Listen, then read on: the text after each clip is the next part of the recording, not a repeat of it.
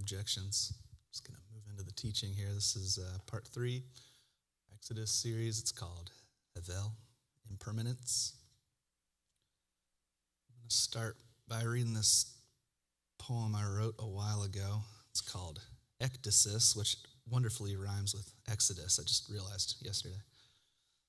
And it's about this friend of mine, Colton, told me about the process a lobster undergoes.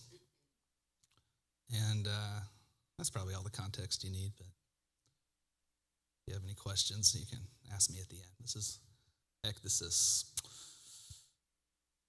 Wallace asked us to consider the lobster. Squishy sea spider, Jurassic holdover, shell inelastic, indeterminate grower. Compelled to conscious and cursory weakness at nature's decree, sent out to consume, crowd, stiff carapace, pressurize, crack. It hurts to be cracked. Worse yet, wedge soft self through jaggy seam, naked. Alternatively, accept atrophy, choke. Stymied in old shells, negotiating with former selves, haunted by terrible freedom. Christ appears and it's time to choose. Christ, ever asking questions. Like your securities, they still fit? Find a rock you can trust. Get good and lost enough to find you can lose nothing that's truly you. Swell. Begin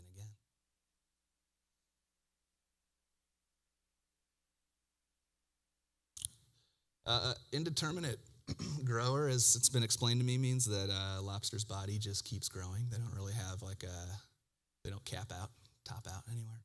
But their shell does not do the same thing. And so the metaphor is the things that we build to keep us safe, we don't keep an eye on them, become these tight little cages, prisons, things that we actually need to escape. But the process of escape, the risk inherent to the process of escape is,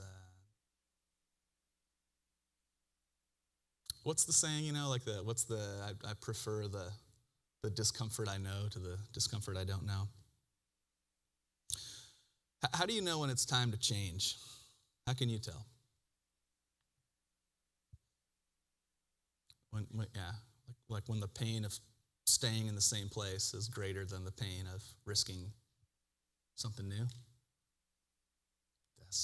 Yeah.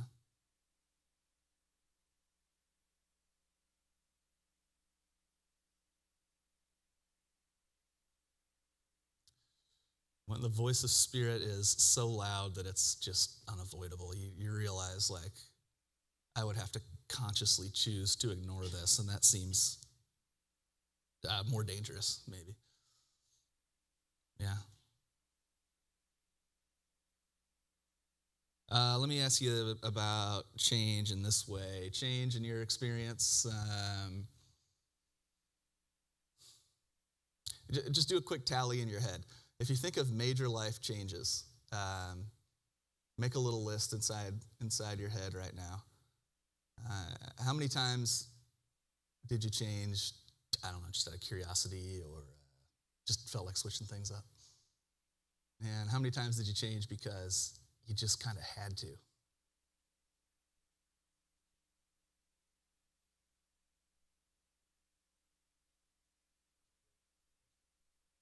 Inspiration or desperation? It's good. Yeah. Yeah. Yeah, and one's not better than the other. There's not a good way and a bad way to change. I just know from my own self that, I get pretty comfy pretty quickly.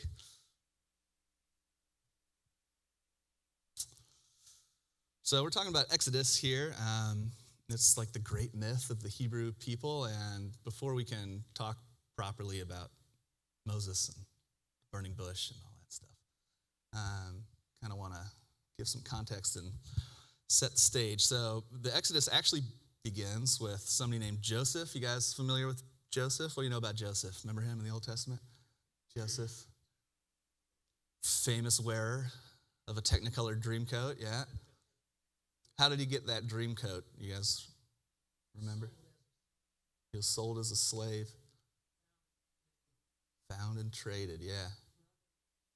His, yeah.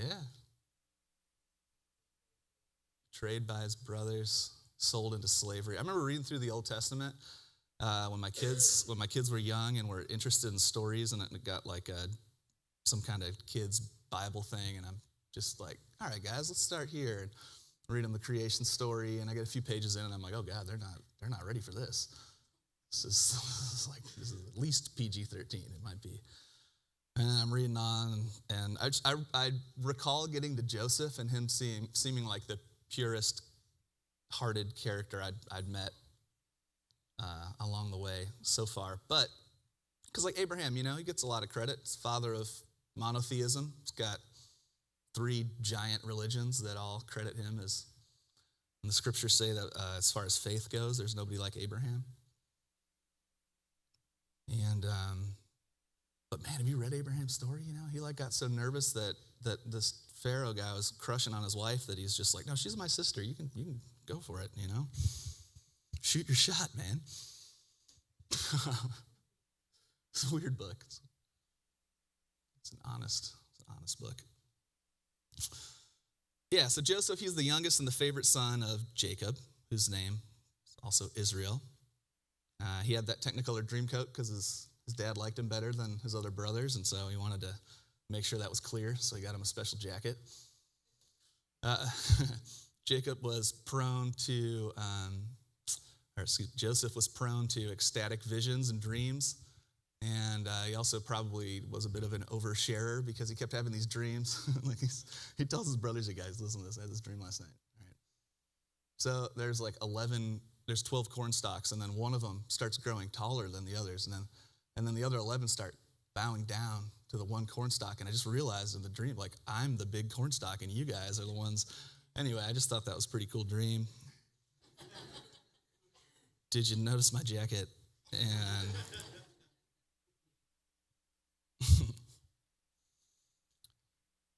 there's a lot of favoritism in the Old Testament. Dads are always, it's just out there, I feel like we all have to be cautious about this, but the Old Testament, they just put it straight out there. It's like, Dad liked this one and not that one.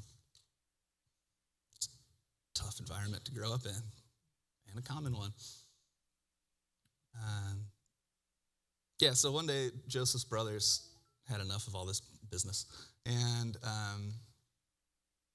they did what any sensible bunch of young men would do in this situation. They decided they were going to kidnap Joseph, fake his death. They put some blood on his Technicolor dream coat, and they sold him into slavery.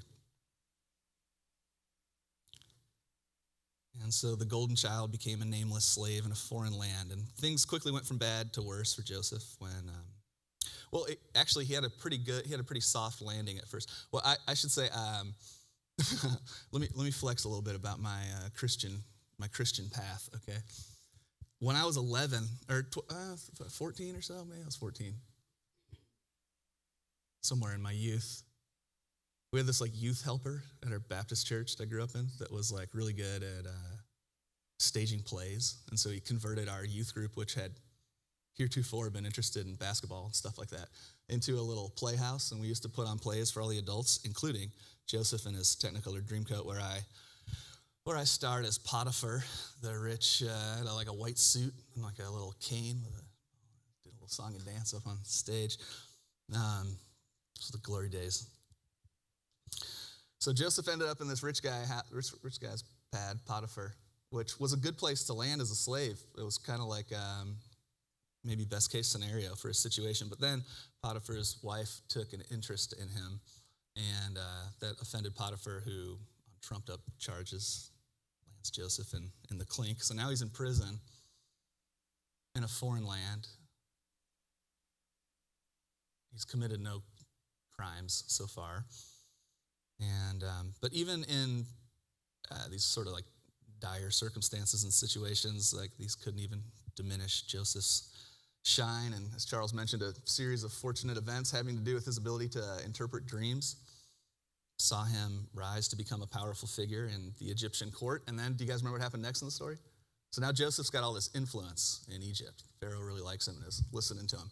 And then more tragedy strikes. Do you remember what it is?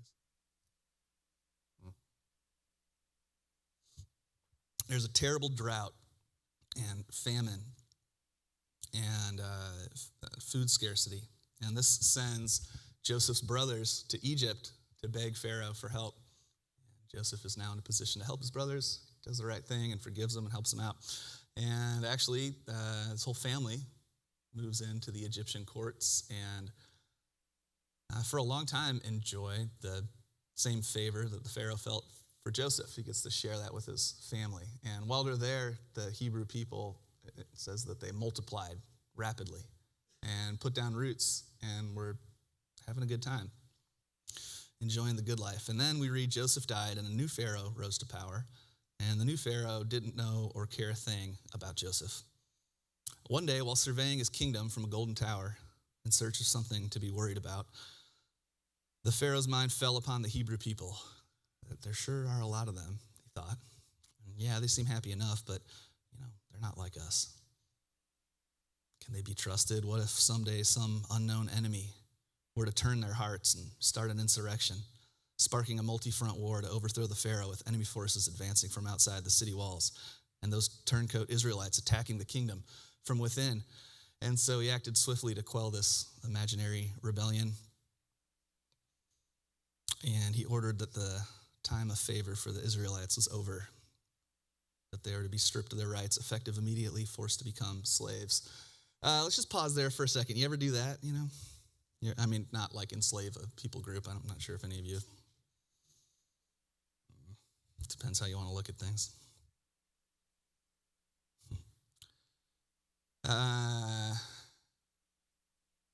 You ever survey the landscape from the good times of your golden tower of security and safety and find that somehow, even though you're sitting on a fluffy couch, looking out a window, you're still trying to find something to be worried about?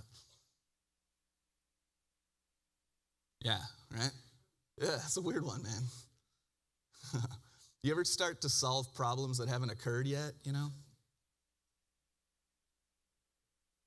And using drastic measures to do so. This is a familiar pattern.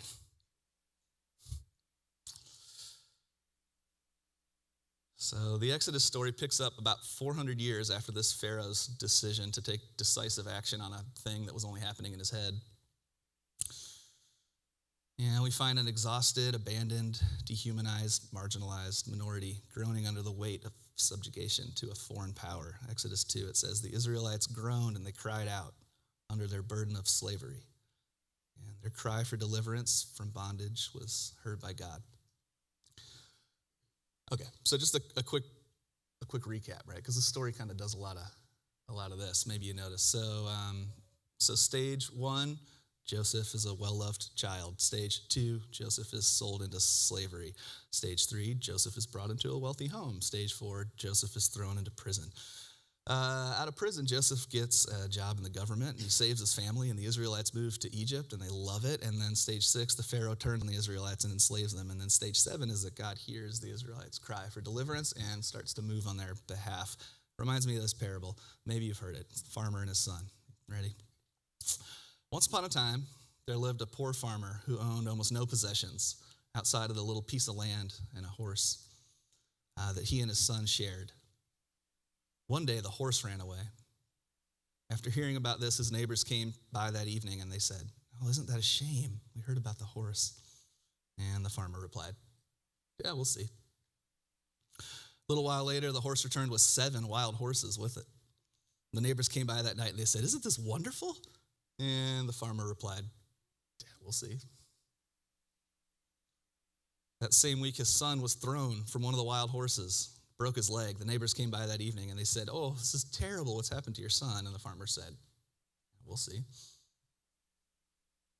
The next day, the army knocked on the farmer's door. A war had broken out, and all the young men in the village were being drafted to fight. But they wouldn't take his son because of the broken leg. The neighbors came over that night and they said, "It's a miracle," to which the farmer replied, "We'll see."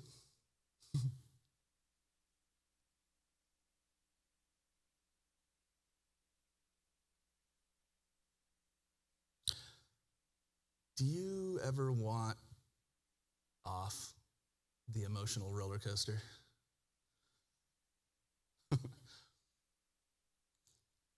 I mean, this is like, it's fun for a while. Like, don't get me wrong. The whole, like, will I, won't I? She did what now? She wouldn't. It's like the little drama machine has its own kind of energy for life that it provides, I was riding that motor pretty hard till middle age. I'm not sure if that's a common pattern, but I'd imagine it is. Somewhere in the last few years came this recognition that I'm getting a lot of juice out of these little melodramas, but the energy is not stable. It's like wound up and tight, and it feels like it's like right in here somewhere. It's always pushing and worrying and manipulating and being desperate, you know what I mean? Like,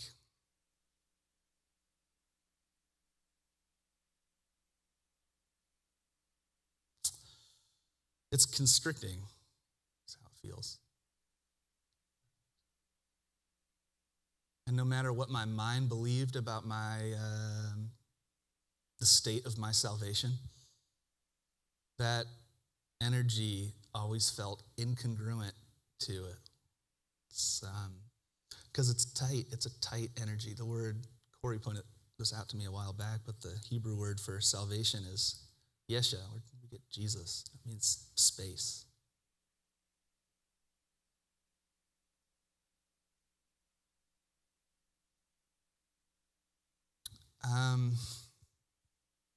We're saved, or at least we experience salvation.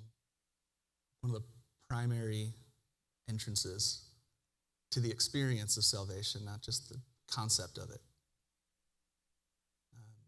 To me, it has less to do with our beliefs and more to do with our ability to suspend judgment.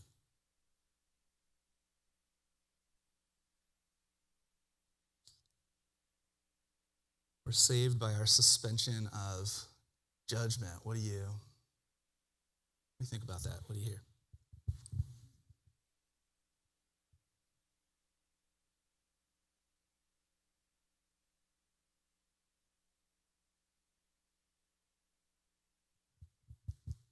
About 5 years ago, I was taking a walk in a park with my kids, and I was looking at the houses that were being built, and they all looked the same as each other, and they had tiny windows. And they were being built on what used to be fields, and all of my friends that had lived at Jack's Beach for a long time were in my ear about how the infrastructure can't handle one more apartment complex, and we appeared to be building 500 more apartment complexes. And what bothered me more than that, and this is just my own perspective, was that they all look the same. I was like, oh gosh, this is like, you ever see that episode of The Office where Michael Scott is all jazzed about his condo he bought? And he's like, come on, let's go see it. Here it is. And then he can't figure out which one it is because they all look the same, He's like, I think it's in no, that one's locked. Let me see. That thing, right? And I am walking around just judging everything. That's what I suddenly realized. I'd like tuned into the frequency of my brain, and it was like, I'm never going to, and all of a sudden I thought, God, how often is that tape playing? And so I started paying attention to it, and I'm like, oh, it's going all the time. I'm judging everything all the time. I'm always judging something. What a turd, And then, I moved past the self-loathing, and then I just started to realize this is exhausting. This thing is taking up a bunch of bandwidth. There's no energy for just letting things be,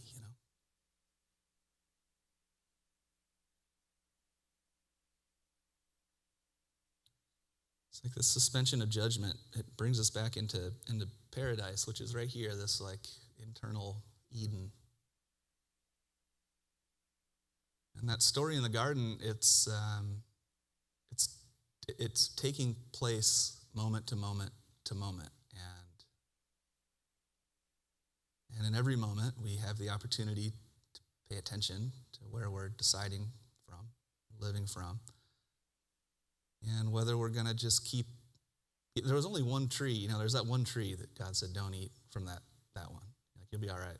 You can have anything else but that one. And that tree is the knowledge of good and evil, which is judgment. So don't eat from that one, or you'll surely die. And it is what it feels like when we eat. Again, it has its own little, it's got a lot of juice in it too, Like you can be like, well, I'm not doing great. I probably should be more grown up by now, but at least I'm not like that guy over there, Okay, now I feel a little bit better. It's like, has some function, I suppose. But it's the same old fruit, It's the fruit that gets us kicked out of paradise. What's the joke? What's the thought that gets you kicked out of heaven? It's like, this place is nice, but I wish I had a pillow. Get it? That's what Jesus taught. It's Luke 6. He said, listen, just don't divide the world into categories. And if you do that, you'll no longer feel divided within yourself. So don't render judgment, and you won't feel so judged all the time anymore. Free the world of your expectations, and you can learn to live freely in it. Elsewhere, he said pretty strongly, you judge according to outer appearances, but I judge no one.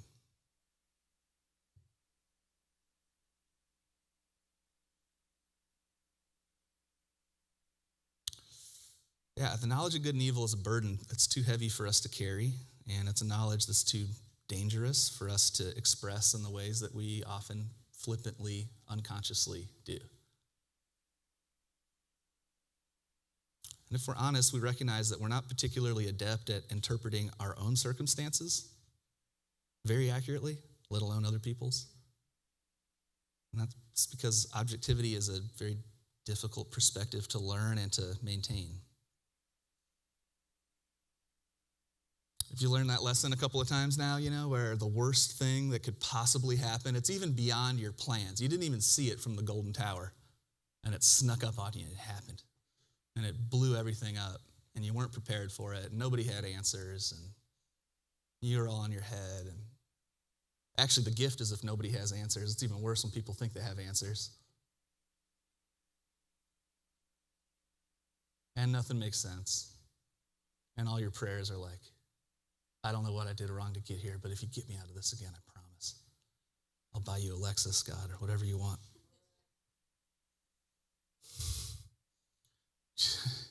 Help. And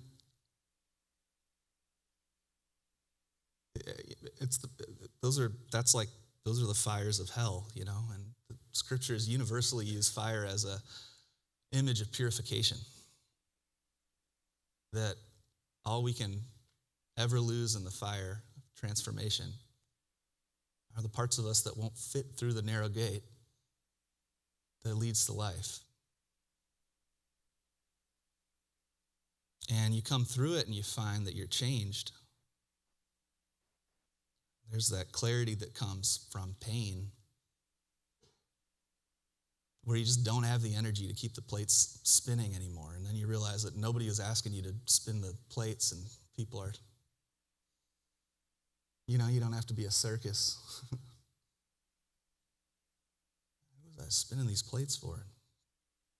Oh my gosh, life feels so much better. My hands free, open.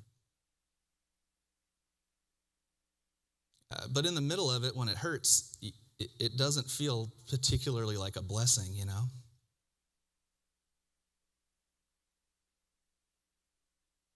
And then the other thing that feels like blessing that we're taught to consider to be blessing, like the good life, that is a tight and tiny prison. Like there may be nothing more dangerous to the human experience than being comfortable for too long.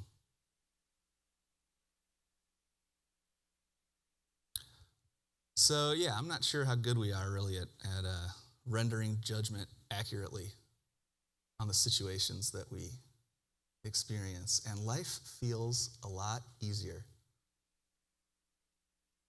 when I can answer, we'll see. It does feel good right now. It does feel uncertain right now. All these things are happening.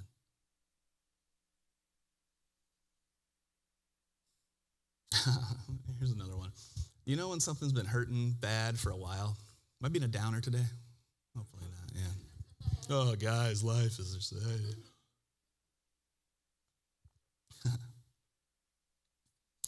You know when something's been hurting for a while? Have you ever had this experience? Have you ever gotten really sick and then the sick lasted for a while and then you got towards like the end of the sick and you think, I don't even remember how it feels to be healthy. You go through the struggle for a while and you're like, I used to be a happy person until this broke my happiness. And it's probably going to be like this forever. Do you have that little victim person in there?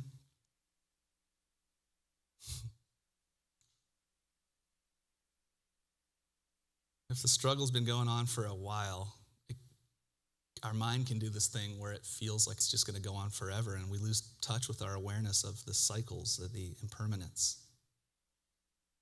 And the reality that these are maybe the two strongest words I've ever heard paired together. Everything belongs.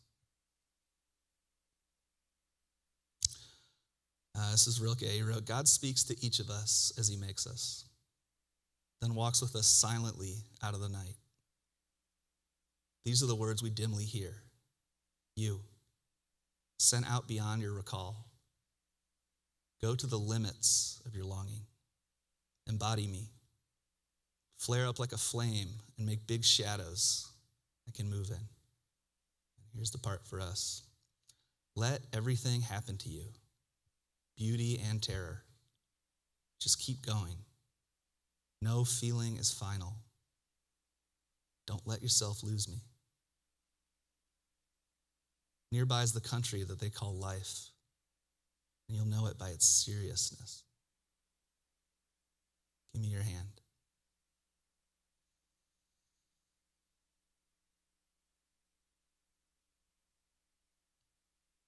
I'm going to close with this quote, it's a slightly longer quote from this really great book called The Tao of Solomon. It was released as The Way of Solomon a while back. It's been re-released as The Tao of Solomon.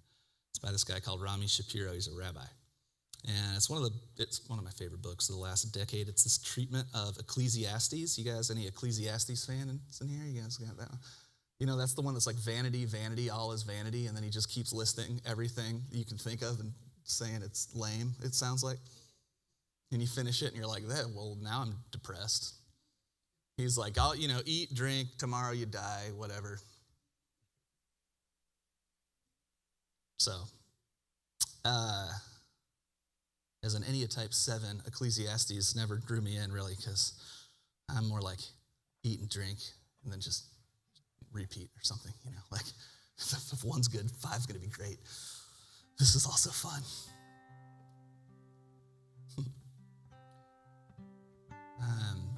He reworked this book just around this one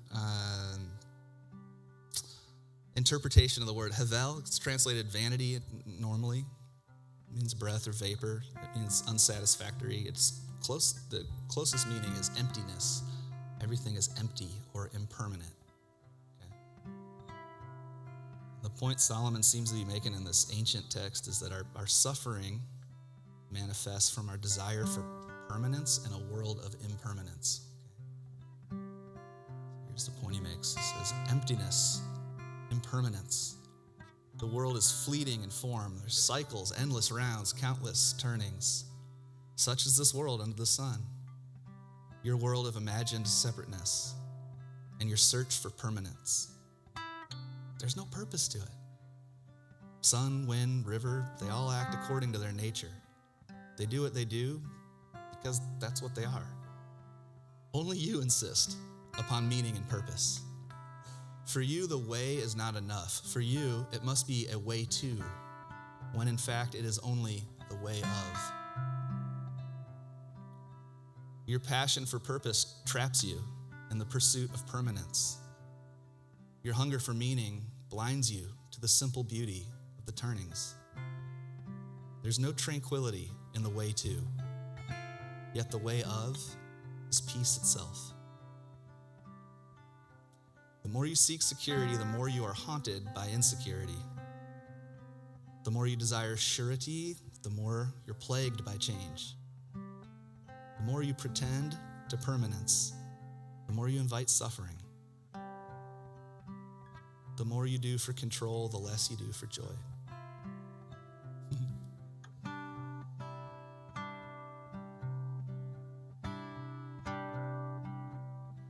It just keeps changing. It's meant to be this way. And I am very grateful to be able to change with you guys for a little bit.